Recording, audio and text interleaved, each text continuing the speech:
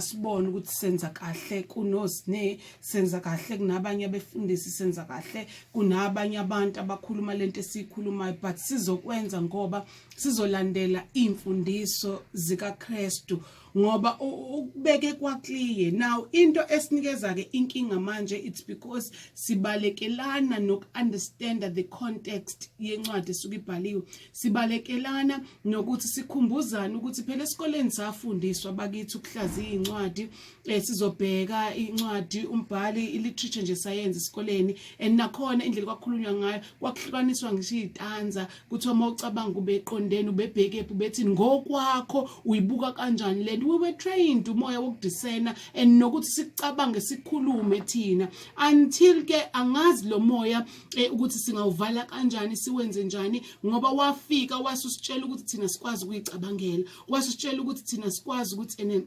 sikhuluma izinto ezikuthina okanye esiyibona ngale lihle sibona ngalo. Manje sesihamba sonke siyogalakadela sikhuluma into eyodwa ekungeyona yona le ekhumbisa ukuthi mina ngikhululekile, nami nginawo umqondo, nami ngiphiwa amandla, I am wonderfully and fearfully made. Now sengisho into ngoba nakho ngayizwa usibanibane yisho uTD Jakes washumela wazi waphatha ithawule limhlophe wafaka icathulo enjani wamuva kanjani mangabe ena ese stage. Now I'm coping that ngizoyithatha ngizoletha eSouth Africa ngoba ngicabanga ukuthi abantu eSouth Africa abambuka uTD Jakes or Joel Austin or whoever abantu ababuka yena bese bezo performa ngala. Now yonke leyo nto lokhu undermine sekukhona, it's because we are losing into ngempela ekuyiyona esidalelwe nesilethele kulomhlaba. Ngivale ngikhuluma ngayo le context, that's why ngithi ngifisa ukuthi ngiphinde futhi ngivule ngayo uma ngabe sesizokwazi ukuthi siqhubekele phambili. Lalela ke kuLuka 9 uverse 46 la sikhuluma khona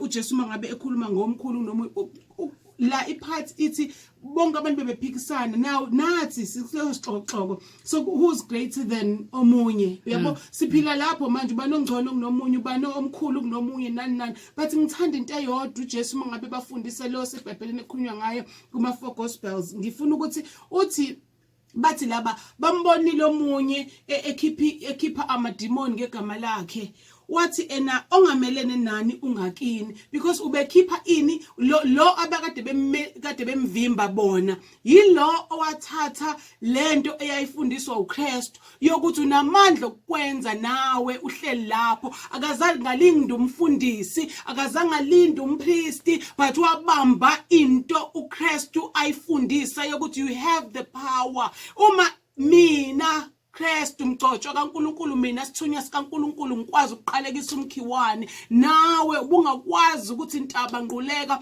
ebese ena uyotshaleka le ezesho ngentaba ukhuluma lezi zinto ekubonakala engathi difficult ukuthi zingenzeka, but uyakuashora ukuthi nawe you can, because mina ngiqalekise isihlahla, then it means when you can do kuze kweve kudlulele. Now ngiyambuka lebemvimba kanti yena ubambe leyo nto, and no Kristu uyayiconfirm ukuthi uma engamelene nani, because yindaba nimvimba ngoba ukhuluma lento engiyikhulumayo. Can we change bazalwane? Ke sibheke manje ukuthi umuntu before sesimcrash na yonke lento ukhuluma lento eyisifundo yini noma ukhuluma into eniyiseweni. Abantu abasafuna ukubheka mase bebheka ukuthi usine ngoba usine kade ngimbona enza ukuthi nokuthi lapha yana uzongitshela kanjani mina. Yethu usine umuzwe kahle uKristu ekhuluma ukuthi unamandla na ukwenza in nanoma yini wena ebonakala ngazi ukuthi iyenzeka kona, but ayishintshe uNkulunkulu into akudalele yona nakubekele yona emhlabeni.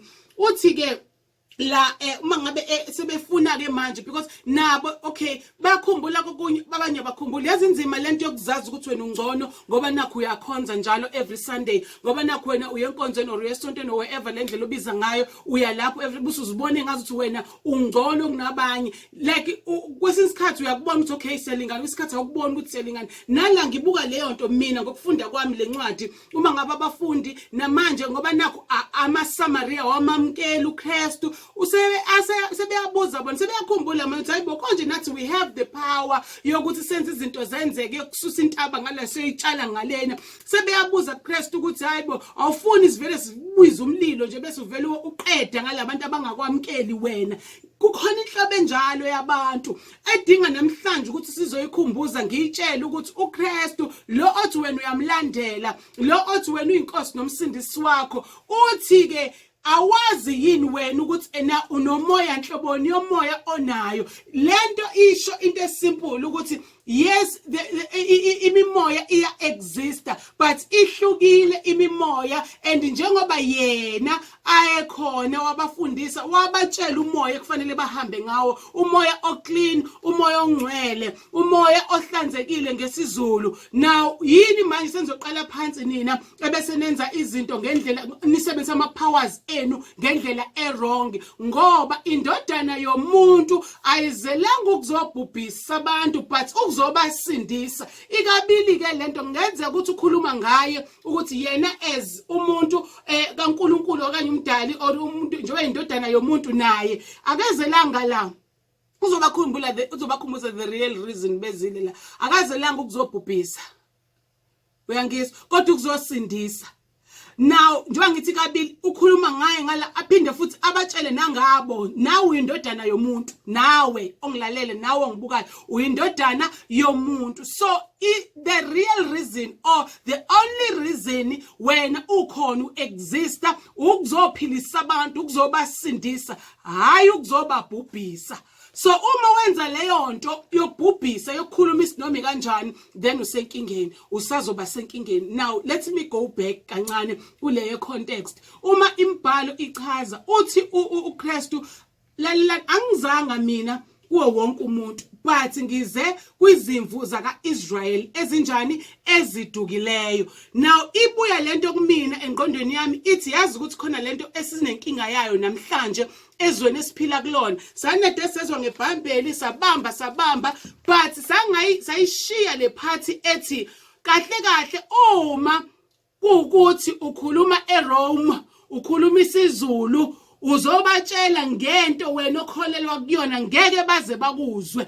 Kodwa kudinga ukuthi wenze njani, ukhulume kulabantu bakho abaku-understandayo, ngoba ibona laba wena njengoba uzalelwe wakhuluma isiZulu, ingoba kukhona abantu ozele bona ukuzobasindisa nokuzobakhulula abazokwazi ukuzwa ulimi lwakho. Uma ngabe usizoqala ke manje uyacabanga ukuthi kuzothatha isikhathi esingakanani usayofunda ulimi lwabo labantu, usayofunda ulimi lwabo ngoba ufuna ukuyokhuluma nabo. Uyeka laba bakini ngento evele ngeke uziqale phansi ukuthi uyoyifundela ukuze ukwazi ukubachazela ukuthi uthini. So kimina ithi lento angeke uma ngabe kuukuthi uyakhuluma nabantu anikhuluma ilanguage eyodwa vele ngeke baze bakuzwe. Don't try too hard ukubashintsha, ngeke baze bakuzwe. But mangabe ukuthi uya understand, uyayibamba wena into oyizele emhlabeni, then uzokhuluma kulabo bakuzwayo ukuthi bayakulandela noma bakulandeli akudokela igayelo wena, but ukhulume ilanguage yabo. Don't try too hard uzuyeka izinto ekufanele ngabe ubhizi ngazo uzuyofuna ukuyoconvince abanye abantu ngenye ilanguage. So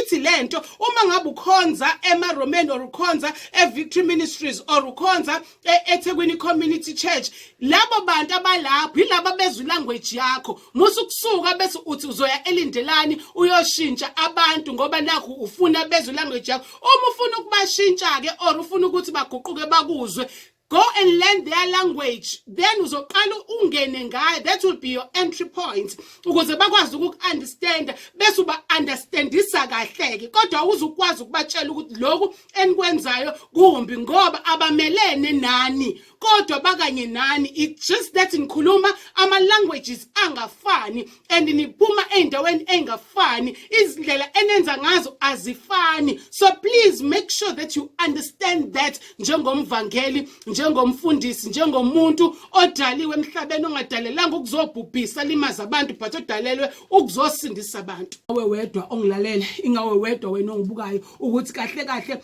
uma kungathiwa kuyabalwa bangaka abantu wena abangakulandela bathi impela ngimbonile uKristu, ngikutholile ukusinda ngenxa yokuthi wena ukhulumile nami. Bangaka bazoza kuwena bazothi abangeza ukuza kuwena ngenxa yokuthi no lo akakhuluma ngokuphila empilweni yami, angikwazi ukusondelana naye. So ile nto bengifisa ukuthi namhlanje idlule igxile kuthina ukuthi indodana yomuntu ayizelanga ukuzobulala, ukuzobhubhisa, phathizela, ukuzosindisa. Ngicela ukunikeza le nto ke futhi enye yokugcina nje ekumele uyi-understand, sihlukene sabantu with diversity nje. we are unique, wonderful and fearful ngendlela njengoba bethi ngikhuluma ngama languages. Ngifuna uku-add la ukuthi kubazalwane ke khona abazalwane abathi bona bamele ukushumayela iBhayibheli noku-interpreta. Yangithi ngithini? Abamele leyo. Abangenzi ukulunga. Abanankinga ukuthi bangabonakala bekuyiphi inkinga noma ngabe badaka utshwala noma ngabe bagwaza abantu babulala abantu, but noma sengishelo not literally but ngishelo nje indlela abanankinga but bahlalela ukuthi benze njani bazokhuluma ngeBhayibheli bali-interprete. Khona leyo nhlobo yabazalwane bese kuzoba neyama fans kaJesu. Let's yabo ilandela yabo uma uyifan nje umemeza nezihlwele yabo noma ngabe umuntu esenza wrong awukubona okwrong ngoba nakho uyifan yakhe uyayizwa la uyamela noma ngabe sekunjani khona inhlebe enjalo ke ezothi noma ngabe sekwenzela okwrong evangelini abese bethi no uyabona ngisho umfundisi sebhede selala nezingane senza yonke into wrong but they will stand by that person enza into wrong bathi bona hayi ayikho lento bancamela ukuphikisa omunye ozwa ubhlungu bamkhohle lozo ubhlungu babone ngathi uyaqanjela umfundisi wabo. So there are those type of people abangabazalwane in the church or in the body of Christ or emhlabeni angikwazi bese kuzoba nalaba aba spiritual abazi ukuthi bona yonke into iqala within before iziphumele ngaphandle iqala within. So uma kulunge mina then okunye okulandelayo kuzolunga kuzokwenzeka ngendlela ekufanele kwenze ngayo. So please understand ke mawumzalwane kunaleyo nhlobo yabantu. So don't be bothered if wena you understand ukuthi kahle kahle mina kufanele ngishintshe ukuze isizwe sishintshe ukuze ikhala lami lishintshe imina ekuqala kufanele ngikhuluma ukulunga ngoba mina ngidalelwanga ukuzobhubhisa but ngidalelwa ukuzosindisa. Then anhlala lapho kulabo bantu buthi uthola abantu abazokhuluma leyo language ungazixaki ngalabo abafundisa ngeBhayibheli kodwa bebe benza into wrong ephambene neBhayibheli kodwa ngoba nakho bamele uku-interpreta bayatshela ukuthi abali-interprete ukuze abantu bezwe. Ikhona leyo crew izozwana yona ngoba ikhuluma ilanguage eyodwa but don't try and change them. Ibona mhla wokuphela ibona abayoyiphendulele bese kuzoba khona nalabo ama-fans. So ungazithola usesixakaxaleni sokufanele lokuphendula lokwenza understand ukuthi sihlukene and umuntu must stay kwi-lane yakhe understand into eyodwa ukuthi okuzele la akukona ukuzolimaza umuntu but ukuzobasindisa. And then imithetho inama consequences. Imithetho inama consequences. Uma wenza into wrong khona la uzoya khona. If you can understand that, believe me, impilo yakho ngeke ifane nakuqala yohlezi njalo ilangazelela ukuthola ukulunga nokuthula. Ngikushiya nalawo kusuku lanamhlanje.